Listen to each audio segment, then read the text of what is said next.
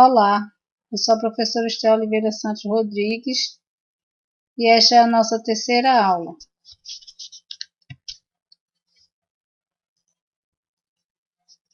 Então, na aula 3, Fundamento da Ecologia e o Ecossistema, a nossa aula 3 começa na página 41 e até a página 50. Como eu disse a vocês, o capítulo 2 foi dividido para as aulas 2 e 3. A aula 3 começa no item 2.6, Ciclos Biogeoquímicos, com início na página 41 e continua até a página 50. Nessa aula serão apresentados os ciclos biogeoquímicos, o ciclo do nitrogênio, do fósforo, do enxofre e o ciclo hidrológico ou ciclo da água. Os ciclos biogeoquímicos podem ser definidos como processos naturais que, por diversos meios, reciclam vários elementos em diferentes formas químicas por meio do meio ambiente para os organismos e depois fazem o processo inverso.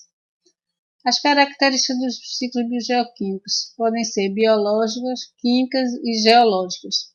As biológicas são as transformações que ocorrem com a participação dos seres vivos. As químicas, elas acontecem através de sucessivas reações químicas. E as geológicas, a origem de todos os elementos está associada à composição básica da superfície da Terra. Os ciclos se realizam devido à presença de energia solar, que é transformada em energia química através do processo de fotossíntese. A existência dos ciclos biogeoquímicos confere à biosfera um poder de autorregulação. Na biosfera ocorrem vários ciclos biogeoquímicos, destacando-se do carbono, do nitrogênio, do fósforo e do enxofre. Biosfera é o conjunto de ecossistemas existentes no planeta Terra. E a fotossíntese é um processo físico-químico a nível celular realizado pelos seres vivos clorofilados que utilizam o CO2 e a água para obter glicose, através da energia da luz solar. Agora vamos ver o ciclo do carbono. O carbono se encontra disponível principalmente no ar atmosférico, na forma de dióxido de carbono, CO2. Os organismos produtores vegetais retiram o carbono do dióxido de carbono através da fotossíntese. A matéria orgânica sintetizada pelos vegetais servirá de alimento para os organismos consumidores, os quais devolverão o carbono ao meio através do processo de respiração ou por decomposição. Então vamos ver aqui. É o CO2 absorvido pelas plantas, são essas setinhas azuis. As vermelhas é o movimento do carbono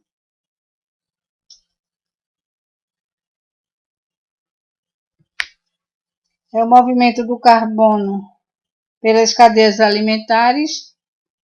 E o verde é a devolução do CO2 para a atmosfera, do carbono. Então aqui, as plantas estão assimilando CO2, fazendo a fotossíntese e gerando glicose.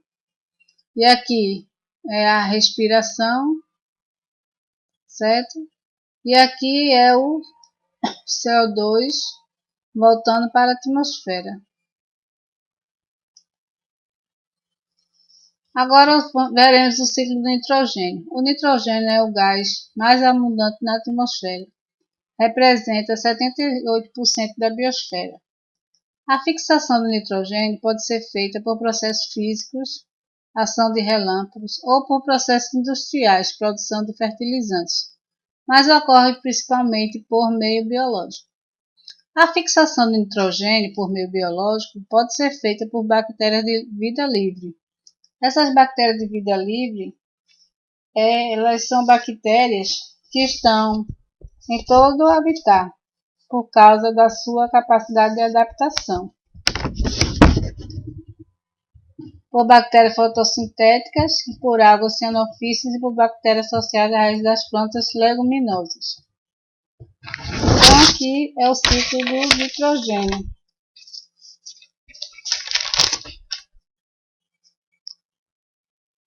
A figura mostra o ciclo do nitrogênio. Observa-se que os vegetais fixam o nitrogênio. Aqui a fixação do nitrogênio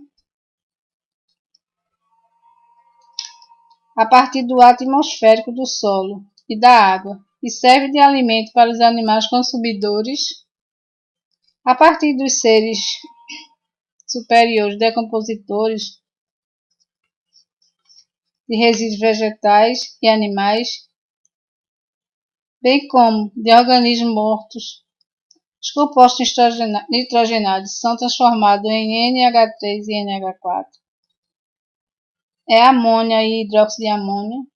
Não, amônia, o íon amônia e o íon amônio, a qual passa a forma de nitrato, então amônia, o qual passa a forma de nitritos e depois nitrato, por ação de bactérias.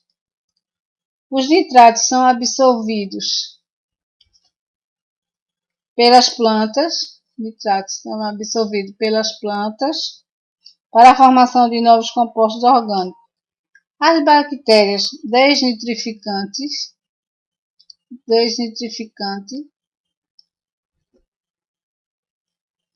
transformam o nitrato, as bactérias desnitrificantes transformam o nitrato em nitrogênio gasoso que retorna à atmosfera. Então, aqui, o nitrogênio gasoso retornando à atmosfera. O ciclo do fósforo. Então, o grande reservatório de fósforo são as rochas fosfatadas, formadas em remotas eras ecológicas, de onde é liberado pela erosão através da chuva e do vento. Os fosfatos são dissolvidos na água, ficam no solo ou são carreados para os rios, oceanos e águas subterrâneas. O fósforo do solo e do meio aquático pode ser absorvido pelos organismos produtores. Então, aqui as rochas, quando chove, o fosfato ele é carreado, e é dissolvido e fica aqui na água. Ele pode estar dissolvido ou e depois ele fica depositado no sedimento. Então, falando do fósforo, nós não podemos deixar de falar na eutrofização e na lixiviação. A eutrofização é a proliferação excessiva de algas e de vegetação aquática por excesso de nutrientes, fósforo e nitrogênio. A lixiviação é a extração ou solidização dos constituintes químicos de uma rocha, mineral, solo, depósito sedimentar, etc., pela ação de um fluido percolante, de um líquido. Então, aqui, nessa foto, é o processo de eutrofização. O excesso de nutrientes faz crescer essas algas aqui, isso aqui verde. E aqui a lixiviação, o processo de erosão pelas chuvas. Aqui o fosfato vai ser carreado e dissolvido. E agora o ciclo do enxofre. O enxofre apresenta um ciclo basicamente sedimentar, embora possua uma fase gasosa. A principal forma de assimilação do enxofre pelos seres produtores é como sulfato inorgânico. O processo biológico envolvido nesse ciclo compreende uma série de micro-organismos com funções específicas de redução e oxidação. A ação do homem também interfere nesse ciclo, por meio de grandes quantidades de dióxido de enxofre liberados nos processos de queima de carvão e óleo combustível em indústrias e usinas termoelétricas. O dióxido de enxofre pode causar a chuva ácida ou smog industrial. Então, a chuva ácida é quando o CO2 se mistura com água, pode formar a chuva ácida. E o smog industrial é uma mistura de vários gases.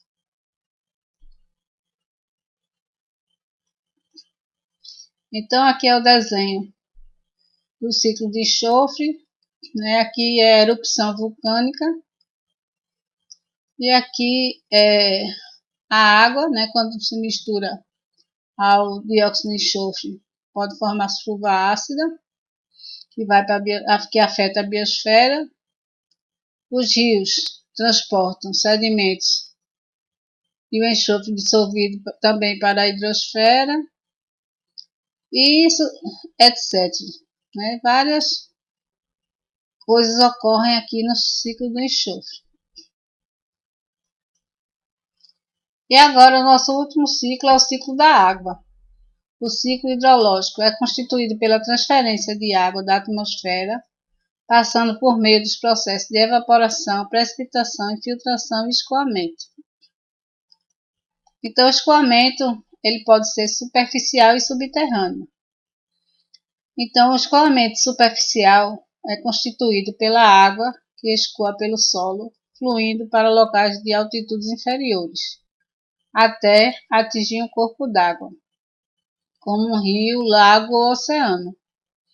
A água que compõe o escoamento superficial pode também sofrer infiltração para as camadas superiores do solo, ficar retida ou sofrer evaporação. A infiltração. A água infiltrada pode sofrer evaporação, ser utilizada pela vegetação, escoar ao longo da camada superior do solo ou alimentar o lençol de água subterrânea. O escoamento subterrâneo é constituído por parte da água infiltrada na camada superior do solo, sendo bem mais lento que o escoamento superficial. Parte desse escoamento alimenta os rios e os lagos, além de ser responsável pela manutenção desses corpos durante épocas de estiagem. Então, a evapotranspiração parte da água existente no solo, que é utilizada pela vegetação e é eliminada pelas folhas na forma de vapor. A evaporação, em qualquer das fases descritas anteriormente, a água pode voltar à atmosfera na forma de vapor, reiniciando o ciclo hidrológico. A precipitação, a água que cai sobre o solo ou sobre um corpo d'água. Então, a precipitação é a água que cai sobre o solo ou sobre um corpo d'água. Nesse ciclo, no ciclo hidrológico, o desmatamento e a impermeabilização do solo, devido à pavimentação causados pelo homem, aceleram a evaporação e reduz a recarga dos lençóis freáticos. A partir disso, as enchentes nos cursos d'água que cortam os centros urbanos aumentam e podem trazer efeitos catastróficos à população. Como a gente vê, né, em São Paulo, quando chove muito, até aqui em Recife, às vezes, quando chove muito, né, a água não escoa e causa sérios alagamentos na cidade. Então, terminamos a nossa terceira aula. Bons estudos!